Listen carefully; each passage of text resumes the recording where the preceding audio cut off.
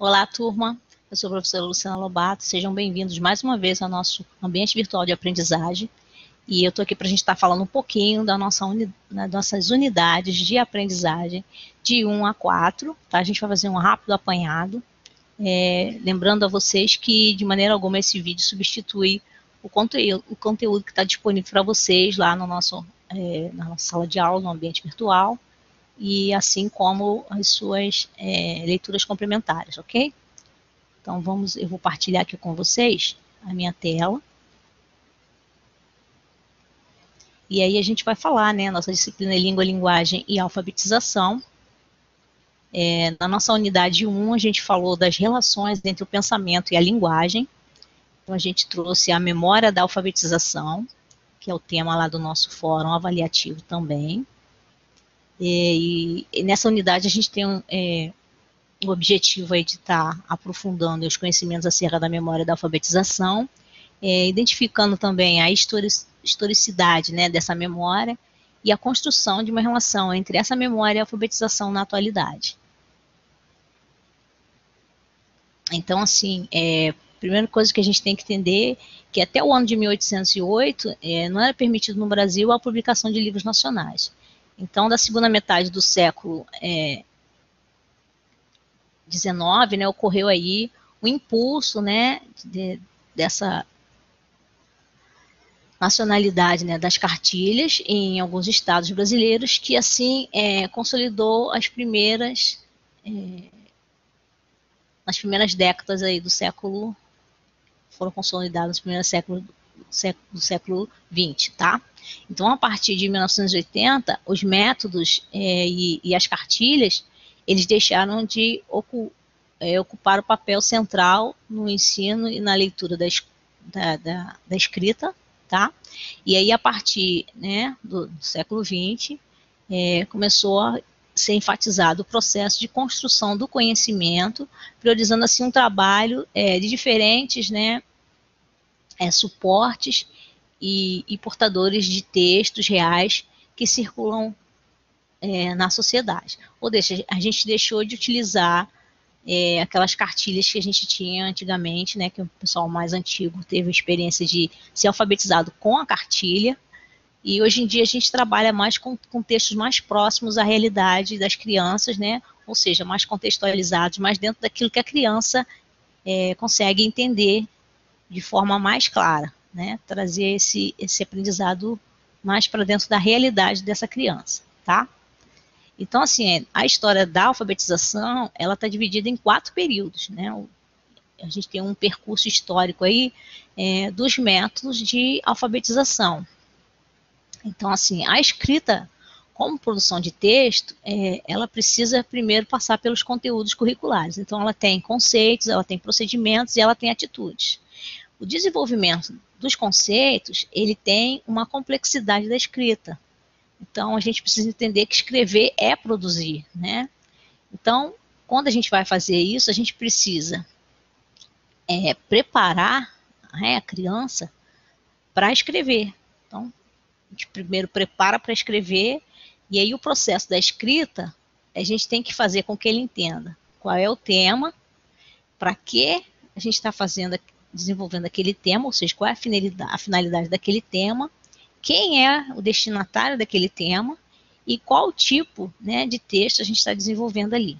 Então, escrever a elaboração do pré-texto, né, o conteúdo e o ato de escrever, e a gente também tem o ato de revisar, tá?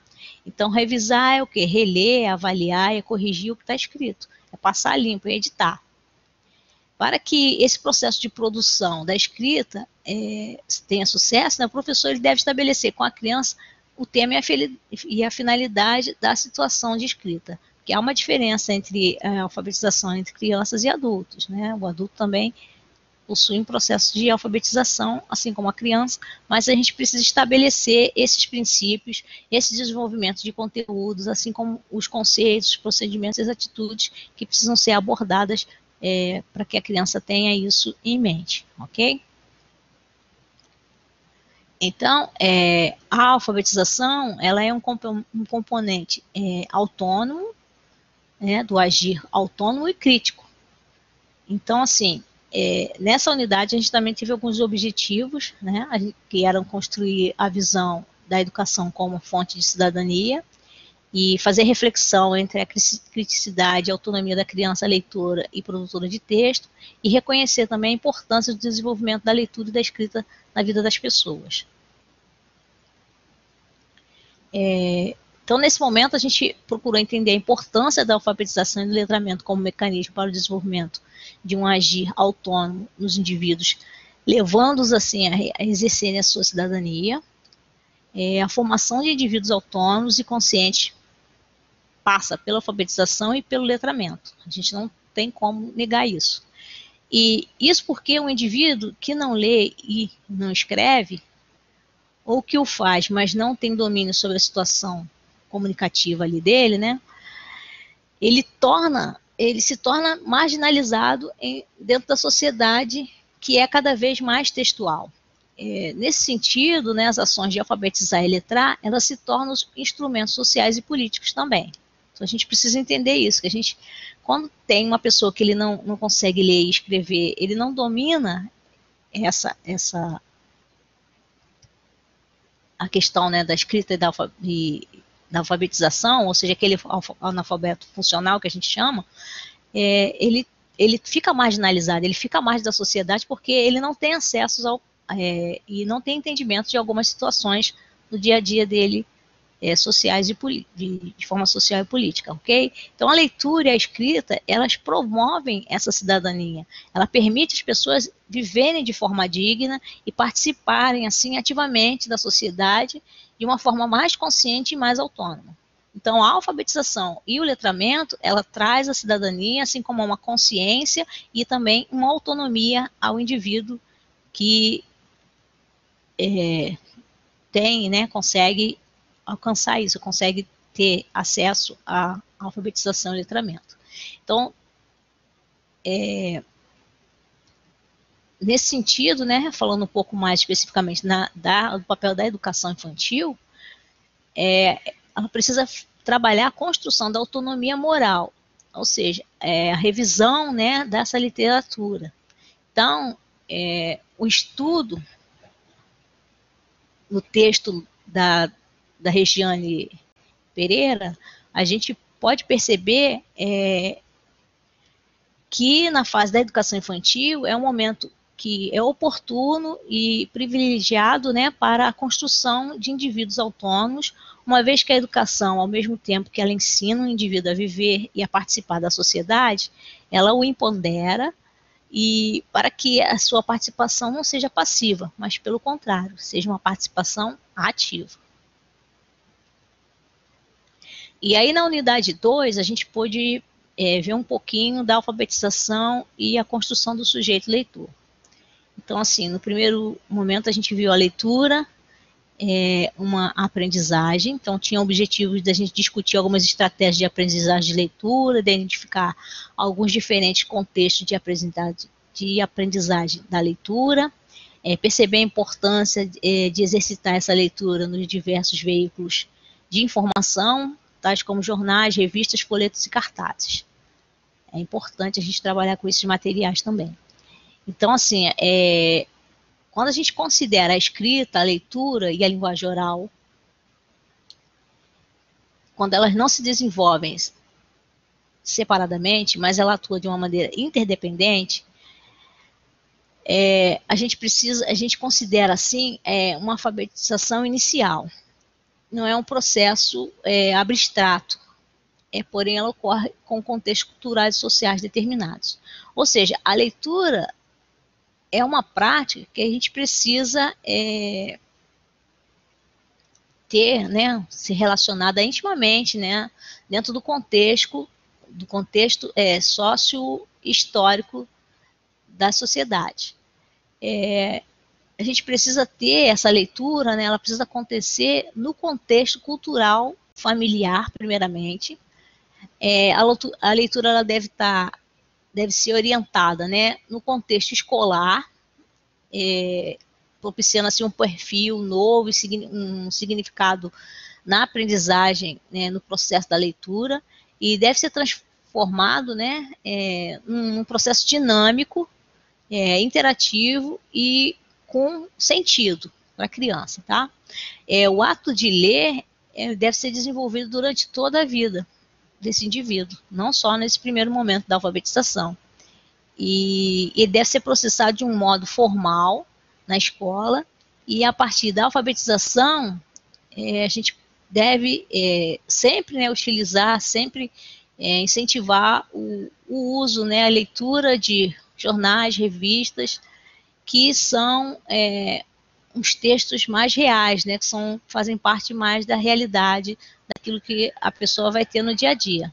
Então, essa alfabetização tradicional, ela privilegiou assim, o domínio da técnica de escrever. Mas quando a gente está alfabetizado, a gente ultrapassa o domínio desses códigos somente. Ou seja, quando a gente saber ler e escrever, significa reconhecer e relacionar informações variadas em diferentes tipos de textos presentes nessas práticas sociais. Tá?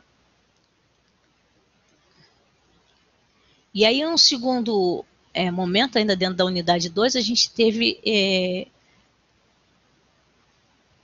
Paulo Freire, né, e a leitura de mundo. Então, assim, primeiro, alguns objetivos aí eram conceituar a leitura do mundo de Paulo Freire, esclarecer o ato da leitura do mundo como um processo anterior ao processo de leitura da palavra e definir a leitura do mundo como um ato transformador através da prática consciente. Então, assim, Paulo Freire, ele foi um educador, pedagogo, filósofo brasileiro, e ele é o patrono da educação brasileira. E essa questão da leitura do mundo que ele coloca para a gente, ele diz que isso precede sempre a leitura da palavra. Uma vez que o ato de ler, segundo Paulo Freire, vem da própria experiência existencial da pessoa. Então, primeiro, nós fazemos a leitura do nosso pequeno mundo, no qual nós participamos. E aí a gente vai ampliando as nossas experiências e elas vão sendo construídas e a gente vai aumentando essa leitura do mundo também. Então, Paulo Freire, ele tem uma grande relevância aí como educador, assim como um grande legado para a educação e a sua leitura do mundo. Ele menciona que a pessoa, né, para estar alfabetizada, ela aprende a decodificar e ela é capaz de ler implicitamente, né, as palavras grafadas. Mas, no grosso modo, é preciso saber ler a vida também. Nesse contexto da leitura de mundo, ela deve ser capaz de entender o significado das coisas, dos objetos, dos sinais, etc. Ok? Na unidade 3, a gente trouxe a gente viu as metodologias da alfabetização. Então, são apresentadas aí as cartilhas na alfabetização e a gente pode identificar a diferença das cartilhas utilizadas na alfabetização, analisar os pós e os contras, né, do uso dessas cartilhas na alfabetização e comparar os métodos de ensino em diferentes momentos históricos. Tá? Então, aí a gente viu que a trajetória da cartilha escolar, que era utilizada em sala de aula, era o único recurso metodológico. E a sua evolução, né, incluía outros materiais como suporte ao processo de ensino-aprendizagem de leitura.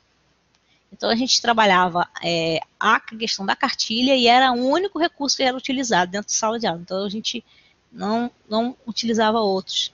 E depois a gente viu lá anteriormente que a partir da década de 80, começou a perceber que isso não era eficaz e que começou a ser adotado, né, determinados